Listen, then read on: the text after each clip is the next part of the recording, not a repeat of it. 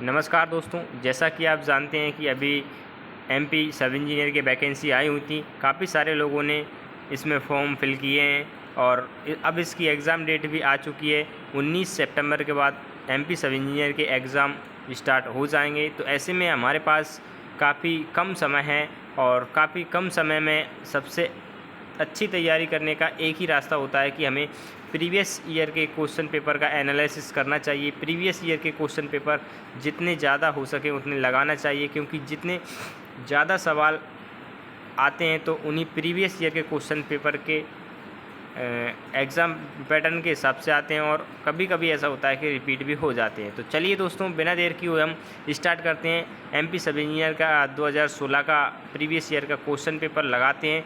उसमें हम सबसे पहले हम जी को देखेंगे, जनरल नॉलेज के क्वेश्चंस को देखेंगे, उसके बाद आगे बढ़ेंगे। तो सबसे पहला क्वेश्चन है, जैसा कि आपकी स्क्रीन पे आप देख सकते हो, भारत सरकार के विदेशी मामलों के वर्तमान मंत्री कौन है। दोस्तों ये एग्ज़ाम 2016 में हुआ था, तो उस समय विदेश मंत्री सुषमा स्वराज थी। इसमें दो ऑप्शन दिए हुए हैं, जैसा कि आप देख सकते हो, एक राजनाथ सिंह, अरुण जेटली, वेंकैया नायडू, सुषमा स्वराज। तो दोस्तों इसका सही आंसर है सुषमा स्वराज, ठीक है ना। अब चलिए दोस्तों आगे चलते हैं, अगला क्वेश्चन से देखते हैं। दोस्तों दूसरा क्वेश्चन इसका है, 2016 में, पहले निकाल लेते हैं, 2016 में भारत में आयोजित T20 विश्व कप में पाकिस्तानी क्रिकेट टीम के कप्तान कौन थे। यानी कि 2016 में जो T20 वर्ल्ड कप हुआ था उसमें पाकिस्तान टीम के कप्तान कौन थे। मोहम्मद हाफिज़, यहाँ पे देख सकते हो, मोहम्मद हाफिज़, शोएब मलिक, शाहिद अफरीदी या उमर अकमल। तो दोस्तों इसका राइट आंसर हो जाएगा शाहिद अफरीदी। शाहिद अफरीदी ये उसका राइट आंसर होगा दोस्तों, सी, शाहिद अफरीदी 2016 के विश्व कप में पाकिस्तानी क्रिकेट टीम के कप्तान थे, ठीक है ना। अब चलिए दोस्तों अगला क्वेश्चन से देखते हैं।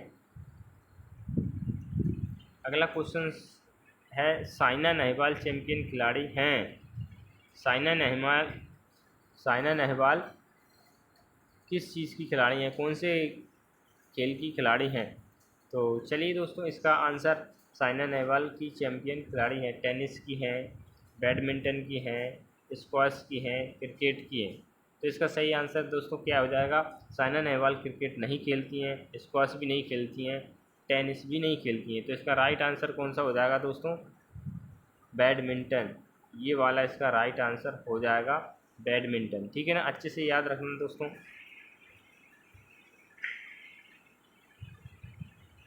ये उसका राइट आंसर हो जाएगा। तो चलिए अब अगला क्वेश्चन देखते हैं दोस्तों।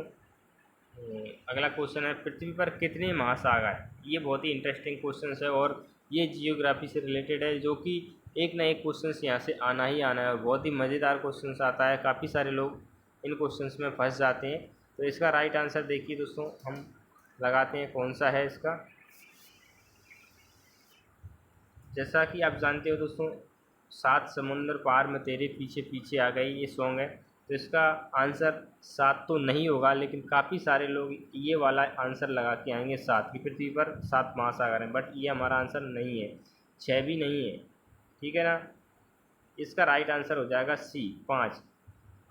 पृथ्वी पर केवल 5 महासागर हैं। कौन से, अटलांटिक, अंटार्कटिक और आर्कटिक, ठीक है ना। और उसके बाद हिंद महासागर और उसके बाद प्रशांत महासागर, ठीक है ना। प्रशांत महासागर, ये हमारे 5 सागर हैं पृथ्वी पर, 5 महासागर हैं पृथ्वी पर। कौन कौन से, अंटार्कटिक, ठीक है ना। इससे सही लिखा नहीं हो रहा, अंटार्कटिक, आर्कटिक, ऐसे ही याद कर लेना, अंटार्कटिक, आर्कटिक, अटलांटिक, ठीक है ना। अटलांटिक और प्रशांत महासागर, उसके बाद हिंद महासागर। ये इस प्रकार से हमारे कुल कितने, 5 महासागर हैं पृथ्वी पर, ठीक है। अब देखते हैं अगला क्वेश्चन, 5 नंबर का जो क्वेश्चन है, 5वें नंबर पर क्वेश्चन है, हृदय संबंधी समस्याओं का आकलन करने के लिए निम्न में से किस यंत्र का प्रयोग किया जाता है। दोस्तों ये बायोलॉजी यानी कि साइंस से पूछा गया ये सवाल है। इसमें हमें बड़ी ही सावधानी पूर्वक इस सवाल का जवाब देना है। हृदय संबंधी समस्याओं का आकलन करने के लिए निम्न में से किस यंत्र का प्रयोग किया जाता है? ईसीजी, एमआरआई, एक्सरे या सीटी स्कैन। तो दोस्तों इसका राइट आंसर देखते हैं हम कौन सा होगा इसका राइट आंसर। इसका राइट आंसर होगा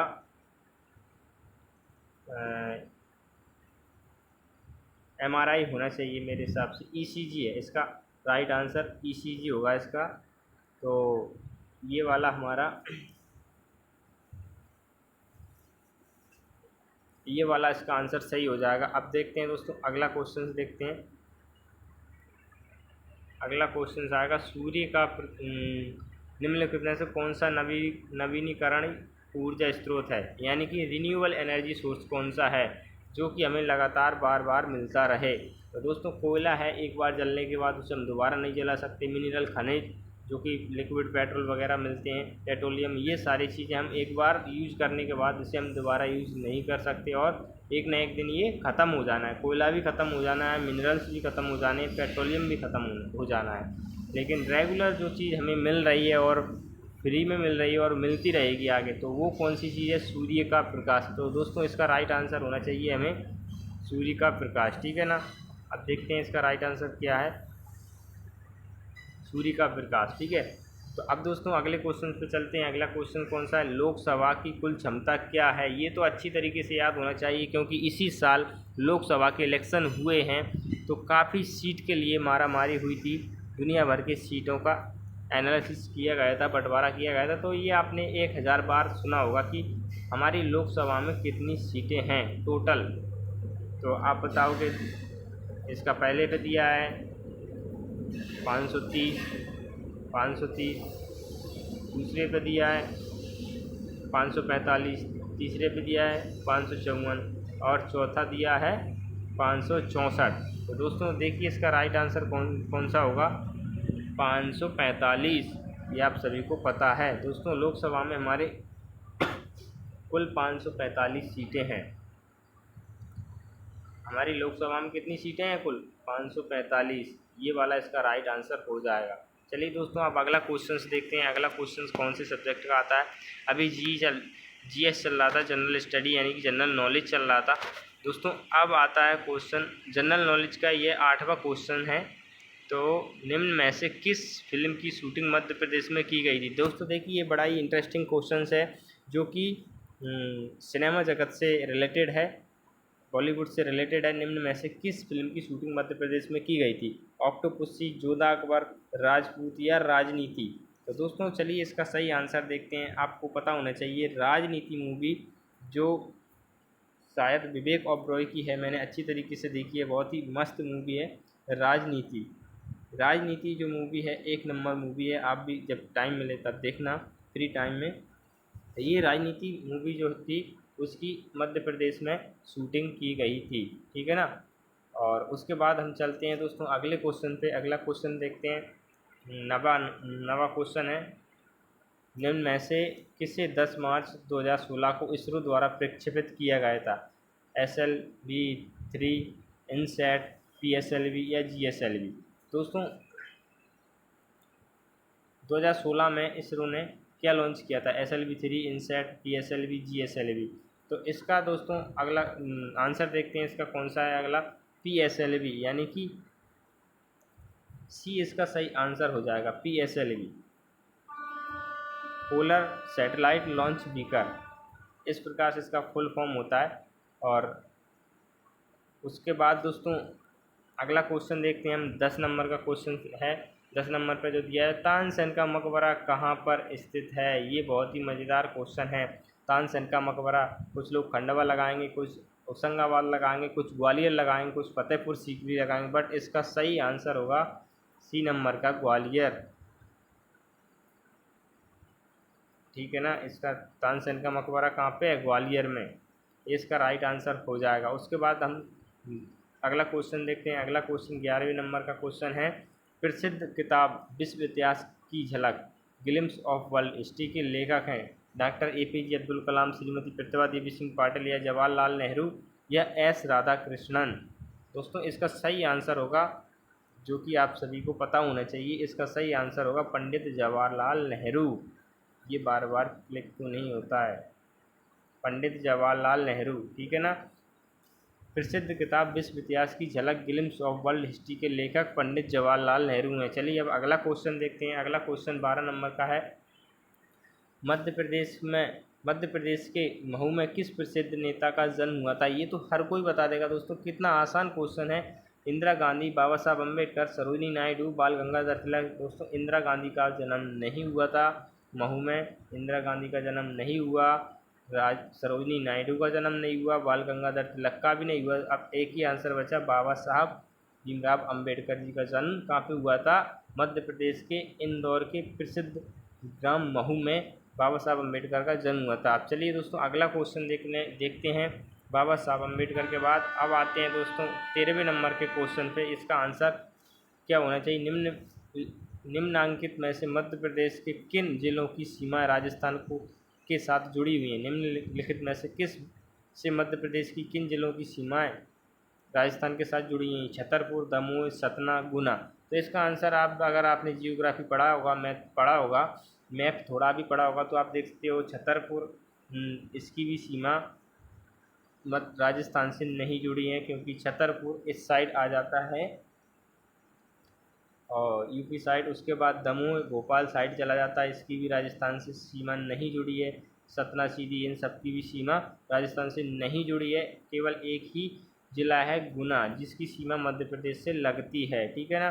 तो दोस्तों चलिए अब अगला क्वेश्चन देखते हैं। अगला क्वेश्चन, निम्नलिखित में से मध्य प्रदेश का वह कौन सा जिला है जिसका सर्वाधिक वन घनत्व है? निम्नलिखित में से कौन सा जिला मध्य प्रदेश का वह कौन सा जिला है जिसका सर्वाधिक वन घनत्व है? यानी कि डेंस एरिया है, जहाँ पे ज़्यादा जंगल, घने जंगल हैं, ठीक है ना। तो ये तो आपने देखा होगा मध्य प्रदेश में धार में नहीं है। इसका आंसर आपको दिख रहा होगा, बालाघाट है इसका आंसर। सही आंसर इसका क्या होगा? बालाघाट में सबसे ज़्यादा घने वन पाए जाते हैं। गुना में भी नहीं, विदिशा में भी नहीं, धार में भी नहीं। इसके बाद दोस्तों अगला क्वेश्चन देखते हैं 15वें नंबर का क्वेश्चन। 15वें नंबर का क्वेश्चन है हमारा, गंगा की वह कौन सी सबसे बड़ी उपनदी है जिसका उद्गम हिमालय से नहीं है? ये पूछा है कि हिमालय से नहीं है। गंगा की वह कौन सी सबसे बड़ी उपनदी है, मतलब गंगा नदी की सहायक नदी कौन सी है जिसका उद्गम हिमालय से नहीं होता है? सोन, यमुना, ताप्ती, बेतवा। तो चलिए दोस्तों इसका सही आंसर देखते हैं। सोन नदी इसका सही आंसर हो जाएगा। सोन नदी इसका सही आंसर हो जाएगा। यमुना नहीं है, ताप्ती नहीं है, बेतवा नहीं है। ये सारी चीज़ें कहाँ से? हिमालय से नहीं निकलती हैं, ये पूछा है। सोन नदी एकमात्र ऐसी नदी है गंगा की सहायक नदी में जो कि हिमालय से नहीं निकलती है। दोस्तों आज की इस वीडियो में 15 ही क्वेश्चन रहने देते हैं, क्योंकि वीडियो में ज़्यादा क्वेश्चन कवर करेंगे तो वीडियो लंबा हो जाएगा और मुझे अपलोड करने में भी टाइम लगेगा। तो दोस्तों अगर आप ऐसे ही प्रीवियस ईयर क्वेश्चन की पेपर की 15 मिनट में 15 क्वेश्चन की प्रैक्टिस करना चाहते हैं, और जितनी ज़्यादा अधिक प्रैक्टिस करोगे प्रीवियस ईयर क्वेश्चन पेपर की, उतना ज़्यादा आपको समझ में आएगा सही तरीके से सब इंजीनियर के एग्ज़ाम में आप इन चीज़ों को हैंडल कर पाओगे। दोस्तों वीडियो अगर यूज़फुल लगी हो तो प्लीज़ हमारे वीडियो को लाइक करें, चैनल को ज़रूर सब्सक्राइब कर लें और ज़्यादा से ज़्यादा शेयर करें। धन्यवाद।